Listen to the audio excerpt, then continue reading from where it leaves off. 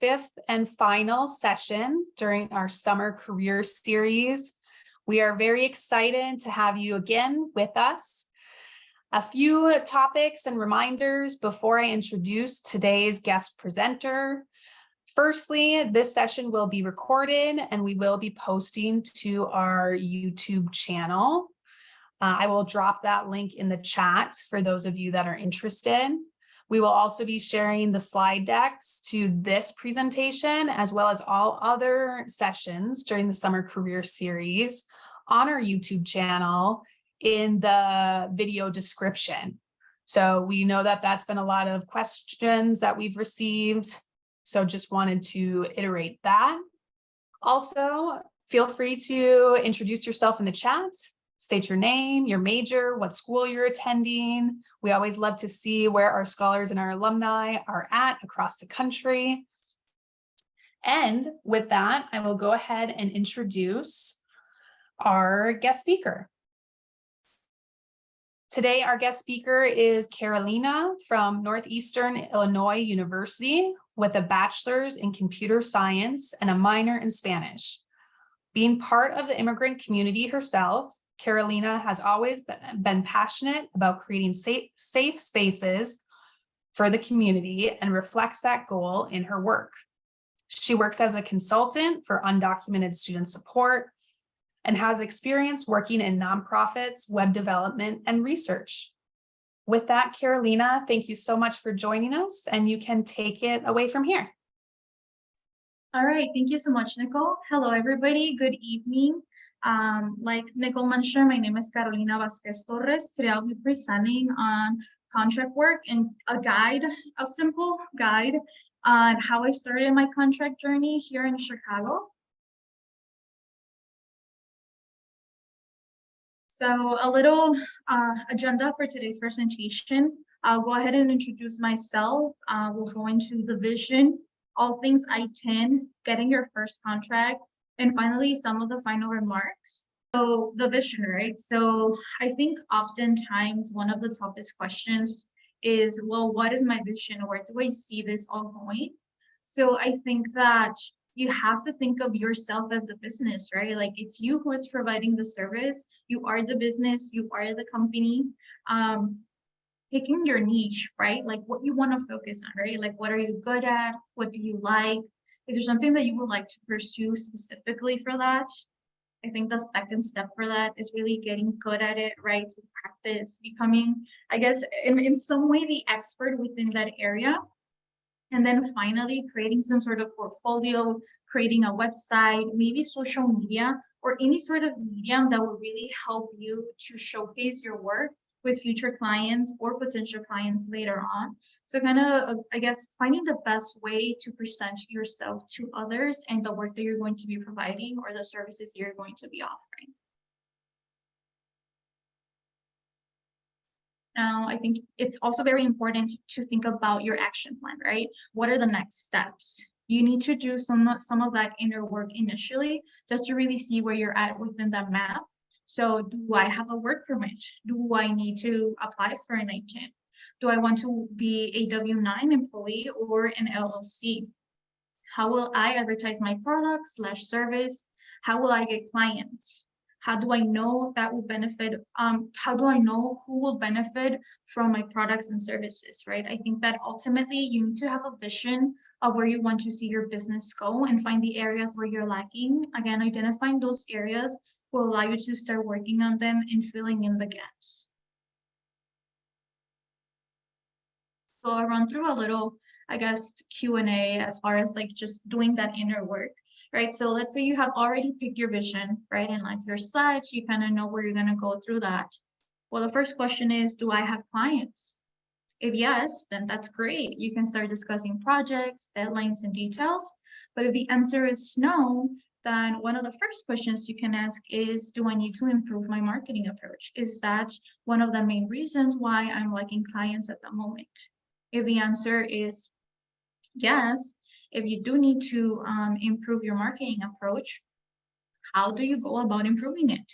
Do you need social media? Do you need to spread out the word more? Do you need to tell more of your colleagues or within your network to kind of spread the word the word of what your work is. And if you're not lacking in that marketing aspect, where is the shortcoming? Why is it that you're not able to reach more people, or are you not able to really market the business the best way that you think it should be? Now, what's your vision, right? Again, take a couple of minutes, think about where you want to see yourself. What would be like in the ideal world? What is the end goal for you? If you have one at the moment, again, it's fair. If you don't have it right now, I think it's very normal. I think that nobody typically has it set or in mind already. But again, if you already have a vision, or you're kind of like paving your way to achieving that vision, maybe also sharing that and vocalizing it may be really helpful. So again, if you feel like sharing it, please go ahead in the chat, right? Like where do you see your business going, or where do you see your career taking you? So definitely take a couple of minutes. Awesome. I see some art commissions. That's great. Very, very fun. I'm not gifted with the art, so it's always great to see others.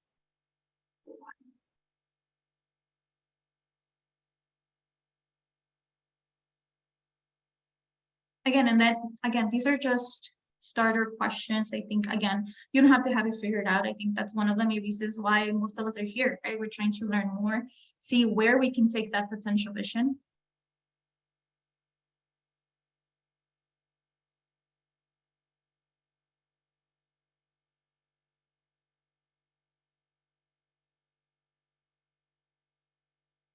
All right. Okay, I'll go ahead and move to the next slide. So we're going to dive a little deeper into all things I-10. Now, I did try to make this presentation as digestible as possible. I think that the I-10 conversation could get really deeply depending on, the situation per person and how it goes. But definitely take it with a grain of salt. You will always be able to refer back to this presentation or use me as a resource if you have any particular questions. So let's get started with that. So what is an I-10, right? Like, what are the basics for I-10s? I-10 holders are people who have individual taxpayer identification number. So that's what the acronym I-10 stands for. So they do not have or are not eligible to obtain a social security number. So that's why they typically apply for an I-10. They may be, but not necessarily. So again, case by case, undocumented. I think oftentimes we do hear that a lot of the undocumented community typically get I-10s, but it does not necessarily mean that some of those individuals may not be eligible to obtain an SSN later on. Now, you will see this warning, and I call it warning, everywhere, where it says that an I-10 itself confers no work authorization. Right? So I think that oftentimes we see the no work authorization and we're kind of taken aback. It could be a little bit confusing. But yes, an I-10 technically does not give you an actual work authorization. It does not give you a permit to work in the US legally. The I-10 is simply for tax purposes.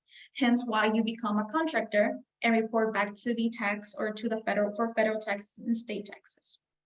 Now, in order to be able to apply to an I-10, you must have lived in the USA at least 183 consecutive days, 31 of which must be for the current tax year. Now, applying for an I-10. Applying for an I-10 is free. Now, you can go to different agencies, you can go to different folks, and you will pay them for the service of kind of preparing. They will typically only charge you for preparing your taxes, given that the application itself is free. So if you right now, as of today, after this presentation, you decided, hey, I want to apply for an I-10, you could technically do it from home, sitting down in front of your own computer, online, and printing out everything and sending in the actual documents. You will need a W-7 form, which is the I-10 application, and you will need to file taxes for the year of 2022. Now, with this application, you typically need to be sending in your physical documents, right? Typically, people use their passports. And then this is where the acceptance agents come in place. If you do not feel comfortable or you don't want to share or send out your actual physical documents, you go to what is called an acceptance agent. Now, these are IRS verified agents that will help you prepare your W-7 form application without having to send your original documents. They're certified, so they get a little number that they say, hey, I attest that I saw this document in person, therefore there is no need for my client to be sending out their actual passport. So what happens next, right? Like after you went through the process and after you went either sent your actual documents or you went with an acceptance agent and they sent in a copy of it attesting that they saw the actual physical copy of it. So you will have to wait about 6 to 8 weeks to receive your IT number in the mail. You receive an actual letter from the IRS with the number itself. Now, 6 to 8 weeks is very, very relative. If you go during peak tax season, then that means it will typically take longer because again, there's a huge influx of people trying to file their taxes for that year.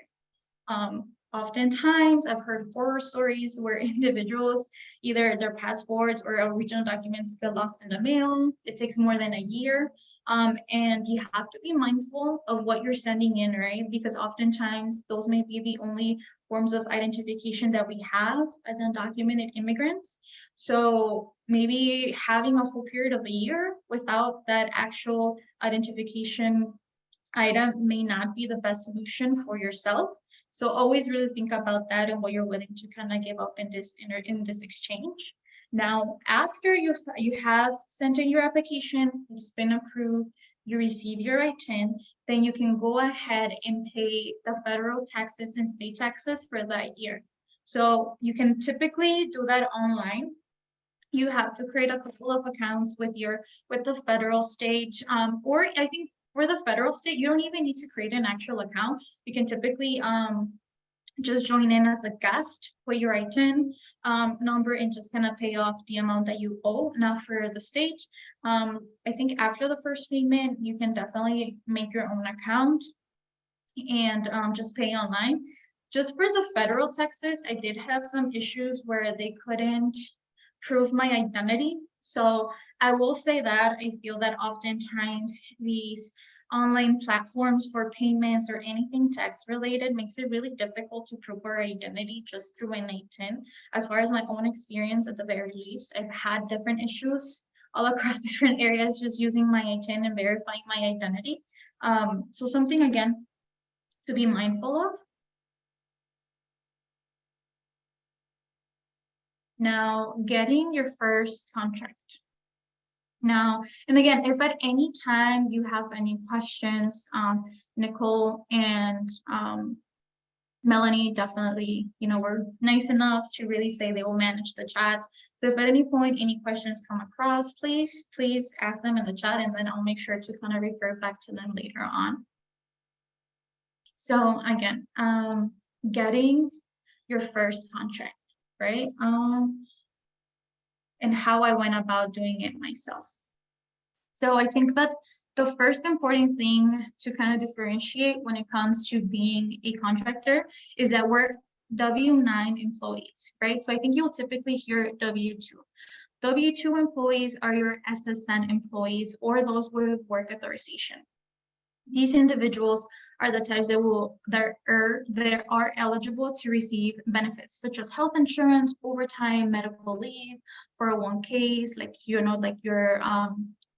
retirement plans, all of that. As W-9 employees, we receive no benefits. Your contract dictates what you'll be receiving. So that entails how long you're going to be working there, how much you're going to be paid hourly, if you're going to be getting paid hourly or by the project. So those are typically the main differences, right? So then the type of employee that we are also means or entails how we're going to file taxes later on. And I'll be going over that in a little bit as well, but that's what it differentiates. Now, your resume versus your CV. You've probably heard of both of them, right? A resume is typically tailored to each job position you're applying for. while your CV or master resume kind of list all of your work and academic experiences. Now, creating a good resume. I personally, I always had a resume starting high school. However, as time progresses and as you're applying to different positions, your resume will definitely be changing and it's going to be a constant change. And I think I definitely lacked some of that foundational resume and how it should look like, some of those basic skills. So I did take advantage of the career services within NEIU.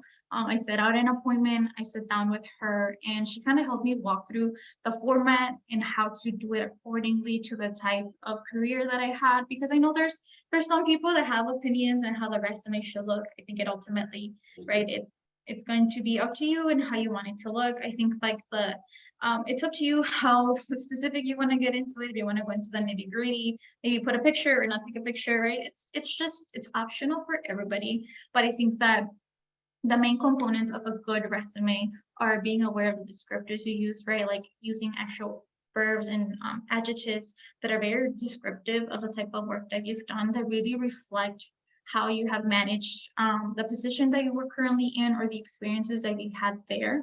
Now, one of my biggest concerns, I think, especially when I was a junior, senior in college, right? Everybody was talking about the internships and the fellowships, and everybody was asking each other, hey, like, what company are you going to work for? Or what fellowship are you currently like applying for? What are you going to do?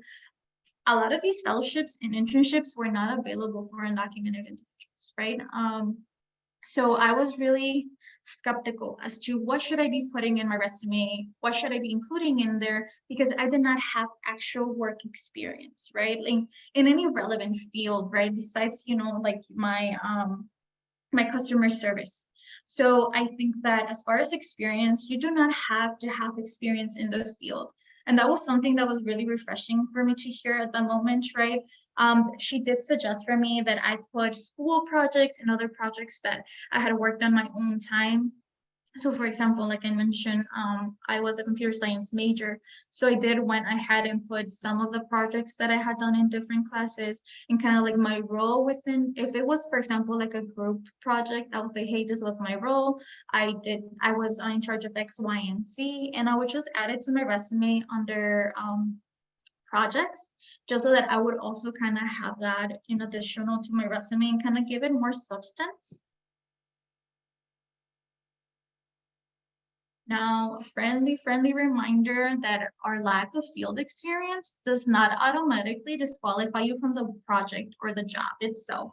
I feel that oftentimes we kind of put ourselves in a little box where they say, if we don't have enough experience, like we shouldn't even apply. So we typically stop ourselves from even applying to the job position, even though we don't even know if we may be hired. So just also friendly encouragement to apply. I mean, you don't lose anything in applying for the job position if you feel safe doing so. And if the only thing setting you back is your lack of confidence in yourself and in the fact that you don't have enough experience, that shouldn't be, you should be able to cross that mountain. I think that is typically one of the bigger, smaller reminders that I try to give everybody that I talk to. I think that the imposter phenomenon definitely hits everybody and it hits home. And I'll say what I told the other cohort when I presented this, right? Your typical white cis man will apply to any and all the jobs, even if they are underqualified. So we need to have the mentality that we too should be able to apply, that we too should be able to put ourselves in those situations, because if we're also not putting ourselves in those situations, we will never see any of the growth that we may be trying to reach. Now, you have picked your niche, your vision is clear, you hone down your resume, you kind of tailor it to the position. What's next? Your first contract, where to look. I oftentimes tell folks it's not necessarily what you know, but who you know, right? So definitely, and I cannot stress this enough, build a network. build a good enough network, build a community that's there for you, by you. So people that you know, from professors to career coaches to mentors, job hunting, right? Like I feel Google search engines, third parties like Parker Dewey who offer kind of contract works and all of that. In campus itself, if your university already identifies as a either if they already have, like career services, reaching out to them, saying, hey, like, I'm looking for contract work. Are there any opportunities or any particular companies that have reached out to the campus and, sent these decisions? I know I definitely was part of a listserv where the computer science department will send out different positions in computer science that they have received from partnered companies. So I think definitely if you're not already kind of in the loop of that, looking into that to see if that's something that's available within your campus. And I think other ways, and I think I definitely started doing these more after I graduated from college, but starting early is so, so important, which are networking events. And these go beyond just the campus itself. I know I would go to different like Eventbrite, networking events. You don't have to pay, they're free, or look for free, right? Free events. They typically offer great opportunities, great speakers. Just add them all on LinkedIn. Add them all on LinkedIn. Doesn't matter who they are. Just add them on LinkedIn. Job fairs as well. So just different areas that you can kind of see and start seeping in through and kind of like wiggling your way through. So you can really start building that network because like I said, people are also very willing to become mentors, right? Like, and I think that if you simply reach out and say, hey, like, I'm looking for a mentor, is that something that like you'll be interested in? Like, and you have to look for people that are in your field, right? People that you're looking up to, people that you will like to really become that part of your network. So I think like definitely keeping that in mind is really important for your first contract and kind of where to look, right? Because again, like these people can be the ones that get you the jobs, right? So for example, I was in an undocumented student organization back at NEIU. I had met a young woman there and we had like stayed in contact. We would talk here and there. And then later on, she started working for campus and then during her job sessions, I think last year, she was like, hey, Carol, I thought of you. I know you're in computer science. We're offering a summer program. Would you like to be a TA? Right. And it was simply because I had known her throughout the years because I had kept in contact with her just as a friend, not necessarily like wanting anything back from her or anything from her, but just simply because I had already kind of built that relationship with her. She thought of me and she was like, hey, like this is an offer that we have. Like, please, like if you're interested, apply. And I applied and I got the TA position. So again, just your network itself can get you really far. Now, if you have an I-10 and you are in the state of Illinois, as of 2019, the Public Act 100-1078 was established. What does that mean? So this specific law/policy allows individuals with I-10s to apply for certain certification. Now, there are a couple here, but there's a bigger list. I do have all of that linked for you all. So please also, that's going to be at the end of the presentation. But so for example, you can get a professional license to be an architect, to be a nurse, to be a barber, to be an educator.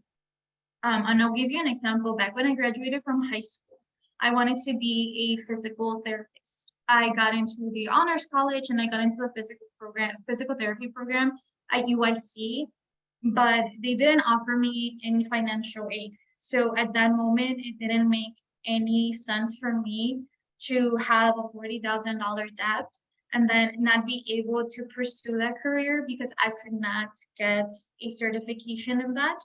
So I would have wasted 4+ years on a career that I couldn't end up using. So I definitely had to pivot back then. But now, thanks to this new policy, you're able to apply to these different programs. And at the end of them, once you accomplish them, you can get your certifications in just different areas.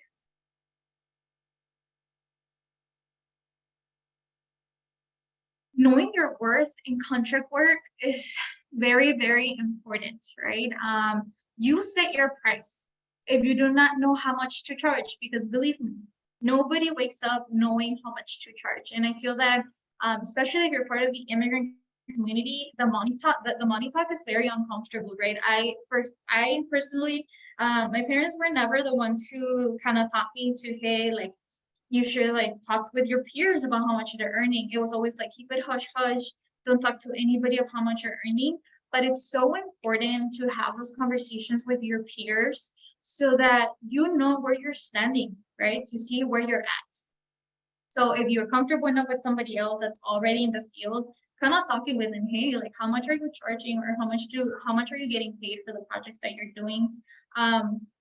Or even a Google search typically also gives you, they'll give you a job description, how much they're paying for it, and that can also kind of give you a range of how much to expect or how much to charge yourself. And again, because we're growing in the field, where maybe we're not sure, we don't want to outright and ask for a certain amount, you can ask them, hey, let's say you're going through your interview, and they say, hey, do you have any questions for me? That's your time to shine. That is the time you ask them, hey, what is the budget for this project, right? And again, they are legally entailed to tell you how much the budget is for that project. Some folks are not very comfortable, again, sharing how much budget there is for the project, but you have the right to know, and you can definitely ask that question. At the bare minimum, I would not recommend charging anything less than minimum wage. I think that we can pick and choose our battles. I think that oftentimes, so for example, what I used to do was that if I was just starting on the role and maybe I was not as experienced, I would charge minimum wage and say, hey, like, I'm just charging minimum wage, and like that's it. That's all I was expecting of the role. But as time progressed and I became really good at it, and I just had more experience, definitely you have to start becoming more and more comfortable raising up that rate, right? Because it's your work, because others are charging the same amounts or even more. So I think definitely keeping all of those little things in mind. Now, how would you start building your network, right? So let's do a little quick break. How would you start building your network if you haven't already? Or if you already are happy with your network, maybe what are some of the tips that you followed or things that you did to build that network? Again, if you're comfortable doing that, please sharing in the chat. Again, how would you start your network if you don't already have one, or if you already have one or are halfway through it? What are some of the steps that you took to build that network? And again, take this as a time to reflect on your situation right now, maybe where you want to be at, and really, again, looking around who's commenting on these chats and kind of seeing, hey, maybe this is a good person to connect.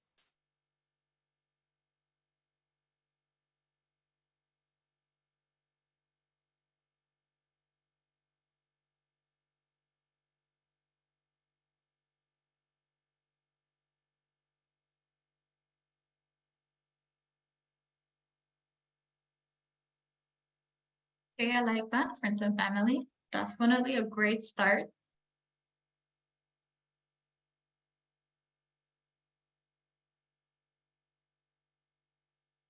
All right, talking to classmates, teachers, yes. LinkedIn, great. Yes, coworkers as well.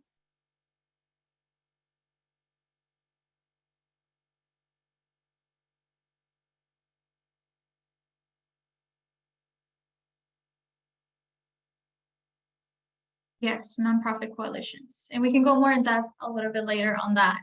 But yes, definitely all of that. These are great. Thank you so much for sharing. Now, taxes as a contract worker. This is your biggest and best reminder. We typically receive during tax season a 1040 form, and that is pretty much the amount that the company that we work for is filing taxes for the position that they gave us. And taxes themselves, you have to set apart 30% of every check, because that's what you're going to be paying in federal and state taxes combined. Now, there are payment periods, right? There's what is called estimated taxes. These are payments, 4 different payments that you do throughout the year to kind of keep you in check that you're paying that 30% of everything that you have gotten paid for, right?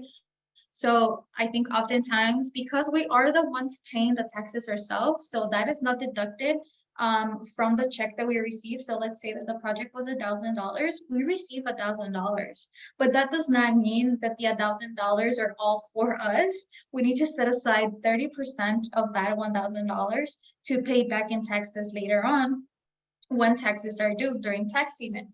Now, sometimes it could be hard. It could be hard to manage that money. It could be hard to just set it aside. So typically the estimated taxes are there for you to kind of start giving in those payments so that it's easier for you to manage. So for example, if the payment period is January 1st to March 31st, that means that you pay whatever 30% of whatever you earned from January 1st to March 31st on April 15th. Now, these are dates that are public information. You can search them up and see how it goes. So for example, let's say that a project paid you $3,500. That means that you owe $1,000, $1,050 in taxes for that specific project, or 30% of that. So for example, let's say that from September 1st, 2022 to December 31st, 2022, you earn $3,500. Then that means that for January 15th, you would have paid back in taxes or estimated taxes $1,050. Now from January 1st, 2023 to March 31st, 2023, you earned $1,000. Then that means that by April 15th, you paid $300 or 30% of that project. And then for the period of April 1st to May 31st, you earned $5,000. Then that means that by June 15th, you should have paid in estimated taxes $1,500. Now I'll run through an LLC just to get it in your radar. I am not particularly too informed on that regard simply because I am not an LLC. I just work as a contractor with my ITIN, but an LLC is a limited liability company. So it protects its owners from personal responsibility for steps or liabilities. It is it's a hybrid entity that combines the characteristics of a corporation with those of a partnership or sole proprietorship. And I did link a little bit like an article in there for you to read more on that if you're interested in pursuing that path. If an LLC has more than one employee, then you will need to file an EIN, which again, all of this jargon is for tax purposes. So it's saying, hey, I have established a company. Okay, well, how are you filing taxes? How are you paying for the taxes? So again, I did link a general step-by-step registering per state. The cost for it varies. Here in Illinois specifically, they charge $150 to register an LLC, and I believe that's annually. There's just different fees and different costs that happen throughout the year if you do want to establish an LLC. Now,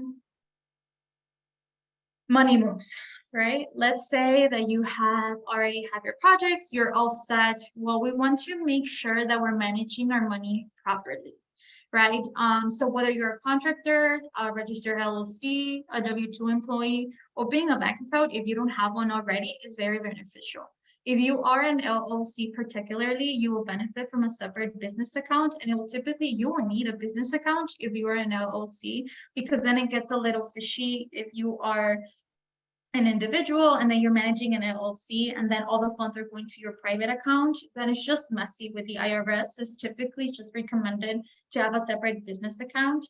I do recommend high yield savings accounts, which are just pretty much accounts that you have savings accounts in, and you receive a certain percentage of whatever you have saved there back, rather than charging you fees for having that money saved there, or maybe only getting a 1%. There's really good different banks out there that really are good in giving you a higher percentage for the money that you have saved there. Building your credit is also very, very important, right? So the ITIN allows you to kind of take out different credit cards and just different building that credit, right? So whether you're a renter or maybe you later want to become a homeowner, you can do all of that within ITIN. I think it will depend per state, but typically that is allowed. And it can give you access to bigger loans if you're looking to acquiring a loan. Just when making just different purchases, like I mentioned, a car or a home, or even if you want to become a renter, oftentimes they want to get your credit score and just do different things in that regard to ensure that you'll be a good renter. So again, just a couple of things to keep in mind. And building wealth, right? I-10 holders and DACA folks can invest too. There's a couple brokerage companies like Vanguard, Charles Schwab, and Fidelity that claim to have availability for I-10 holders to be able to open up accounts and start investing. Now, I'm not here to sell you Bitcoin or anything of like that. Just trying to, again, provide you just with a short crash course on things that you can be doing to make your money work for you, rather than just having it sitting there, right? Like instead of having it like under the mattress or, like hitting somewhere else, rather putting it to work. I know a lot of folks also want to buy property and kind of flip homes, and that's also a way that they can just start making their money work for them. So again, and this process is going to look very different for I-10 holders than it is for your SSN holders, because again, the system is not built for us. So we do have to go the extra mile, stay online in that phone call for an extra 3 hours, trying to see who can figure it out for us. But again, it's just part of our process, unfortunately, and we go through it, right? So finally, final remarks. I know I'm running a little late with it, but just some final remarks. While our status limits us to employment opportunities, we can always find our ways to work around it. Networking can open many doors. Eventbrite, TikTok. I know it sounds funny, but like TikTok now is such a good platform to kind of see what's going on around the city, or what are people around us doing, connecting with just different folks all over the state. I know that through TikTok, I was able to find an event that was happening in the area. It was called Sin Titulo, and they were just talking about wealth and investing, as Latinos specifically. So I think definitely looking for groups that you identify with would be really helpful, because again, like they will understand where you're coming from and they will look like you. And it's always so good to see representation happening in just different areas, right? You do not need to pay for tax services. Like I mentioned, I particularly did pay for H&R Block to file my taxes, because I wasn't able to get an appointment for free through Ladder Up here in Chicago. If you're in Chicago, please also go through the Ladder Up website. They offer free services for residents of Chicago, people living here. So again, different organizations, different community organizations offer free services. I'm sure California does a really good job as well, simply because these are more open to immigrant states. Save money for emergencies. We never know what's going to happen. We don't know where we're going to be at. So definitely having some money saved is really, really helpful. There are a ton of resources out there that are free, including Google. Power is knowledge, and it will be your best friend. There is no dumb question. There is no silly question. Ask away. No one is born a master anywhere. It's all through practice. It's all through asking those questions, and it's going to get uncomfortable and it's going to get a little bumpy, but we gotta go through it. Couple recs. I do listen to a couple podcasts. If you're interested, I do listen to the Personal Finance podcast, Andrew Giancola. Again, a lot of these money conversations are going to be led by males, typically white males. So I think it's also really good to listen, but take it with a grain of salt, right? Considering our backgrounds, considering where we're coming from, where we're going to get at. I also listened to the financial feminist, and I did link a couple episodes that I thought were very helpful. Some articles, again, reflecting on our relationship with money, right? How did our parents kind of teach us how to manage our money, and kind of how that affects us as adults. Finally, the last slide is just resource list on how to apply for an I-10, finding an acceptance agent in your state, and just a couple other things. So I did go over for a little bit, but thank you for all your time. Thank you for being here. And if you have any questions, please put them in the chat. I'll do my best to answer. Thank you, Carolina, so much for your time and the expertise today.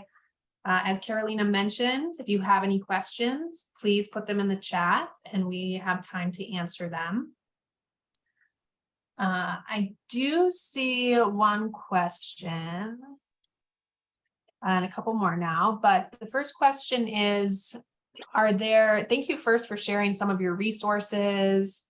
Are there any YouTubers that you would recommend to watch? I myself do not watch too many YouTubers, but I think someone did kind of answer that on something that they watch. So I'm not too familiar with too many YouTubers. I'm more of like a podcast listener.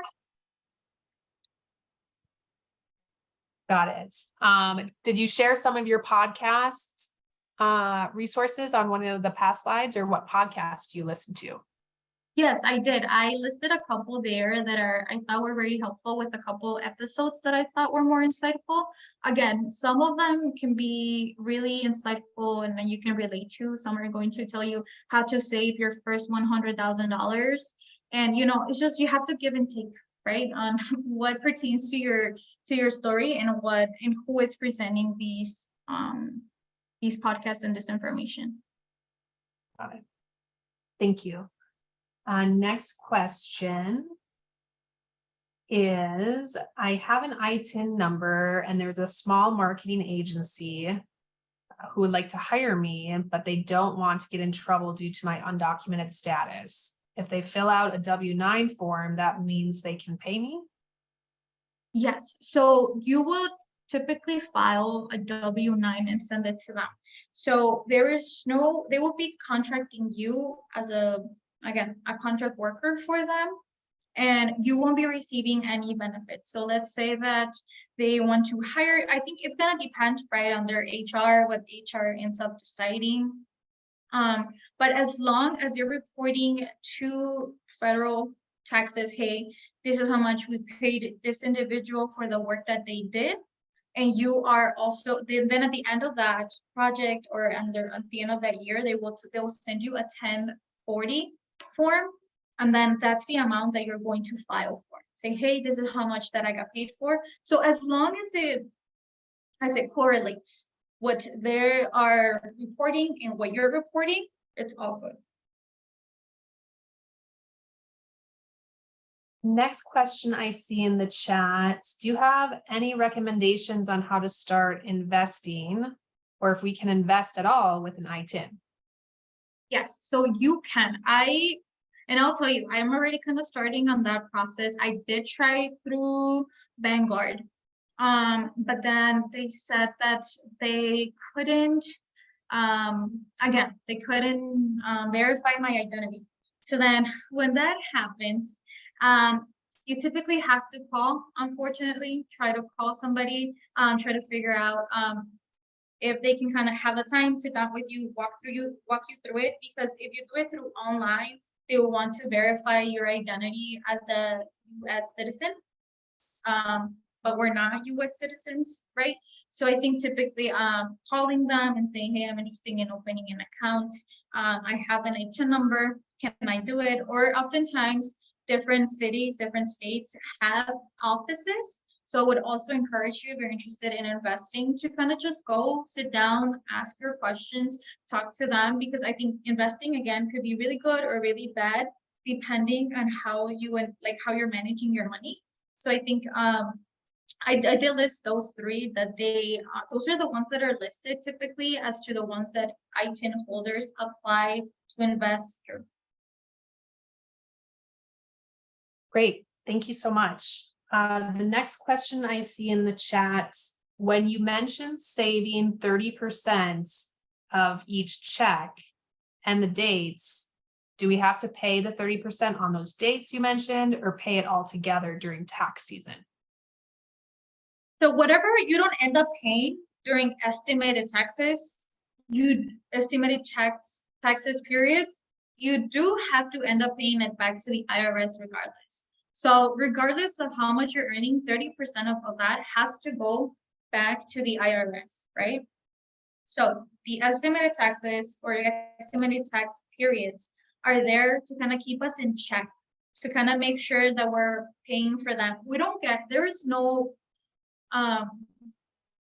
there's no punishment for us if we don't pay the amount, the 30% during those estimated tax periods. But we do have to ultimately pay that 30% by April or whenever the last day it is to pay for the taxes. Because if we don't do that, then we get a certain percentage gets taxed to whatever we owe. So there's an interest that is then applied to the amount that we owe, and that interest keeps on growing, and the amount that you owe to the IRS keeps on growing. So I hope Great. that answered. Yes, I hope it did. And I think it did, hopefully, for the scholar that asked that question. I see more great questions in the chat. The next one is, if I decide to start a company, what can I do with clients that don't pay? I have a couple of family members that have a company, but clients often don't pay. They have everything in order, including the license, insurance, etc. So I'll ask that question first. And then there's a second follow-up. Sure. When you are starting a business and you're trying to build this network, and maybe you're trying with friends or people that you have to be ready to pursue a lawsuit if necessary. And I know that sounds scary, and I know that sounds like a very big thing to do. But if they're not, for example, let's say, like you mentioned, right, like your family members have a company, but then their customers are not paying them.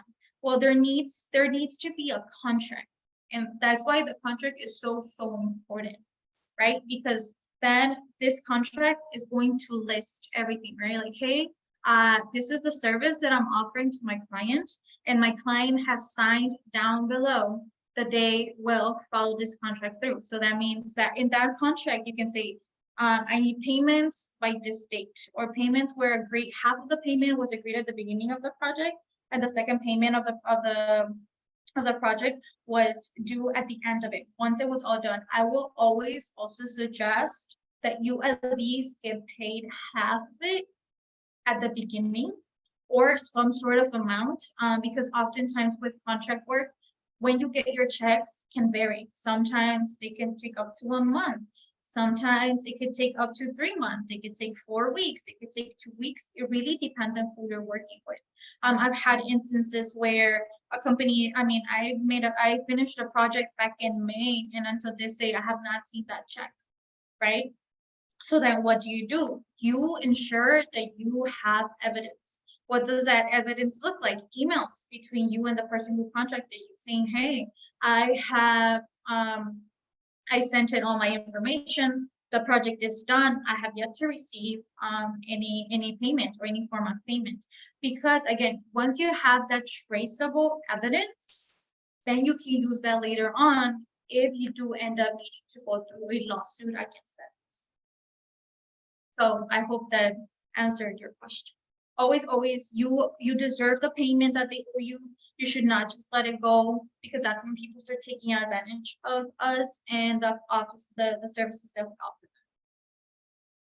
Yes, great advice. Thank you so much, Carolina. A follow-up question. Do you recommend, which is slightly different, but from the same individual, do you recommend anyone or a platform to use to create a business website?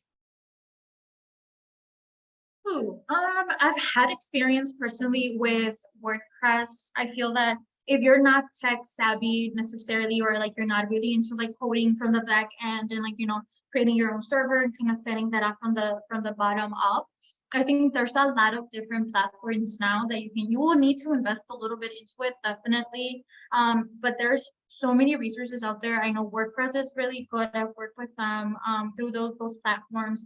Elementor, which was an additional kind of like, I'll say, gadget that you add to it. And it just helps you kind of make the website pretty. So I think there's a lot of user-friendly websites and just website management that really help out those that want to start off. I know that most of them, I know Wix also some folks use, but ultimately it's really going to be up to you and the budget that you have for it. Next question from an attendee is, do you use your computer science major in your independent contracting gigs? You said you did something else, or did I mishear that? No, you heard that correctly. Yes and no. So I started a lot, like some of the folks mentioned here, a lot of the community organizations will be more likely to hire people like us because they're for the people, by the people, typically, or they will know how to maneuver the system. So that's why I kind of started working more with the community organizations. I do work, I did a little bit of work as far as like website development. For a short period, I did that. And then I managed one of the Google cohorts at NEIU a couple of summers ago, and I was again the TA, and they were having different projects in website development and learning HTML and CSS. But the ultimate goal is to definitely go back to that, right? Like go back to the roots, right? I think that so what are the active steps that I'm taking? I definitely want to get some of those cybersecurity certifications so that I can market myself as someone who can offer those services. I've been out of the playground for about 4 years. So if you're in computer science, you know that technology 4 years ago is not the same as it is right now. There's definitely so many more things that kind of already progressed, moved along. So definitely it's something that I want to go back into and continue pursuing. But I also acknowledge that I need to be getting those certifications and up to date in a lot of the newer content that is being there.